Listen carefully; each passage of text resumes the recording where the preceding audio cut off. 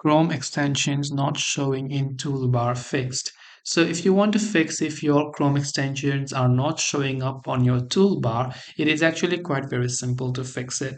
Now the way you can do this is by you simply first of all go to Chrome. If you're sure you've added many extensions but they're not showing up over here, it's only likely because they might not have been pinned. So if you're talking about they are not pinned, you can always click the extensions icon from the top right.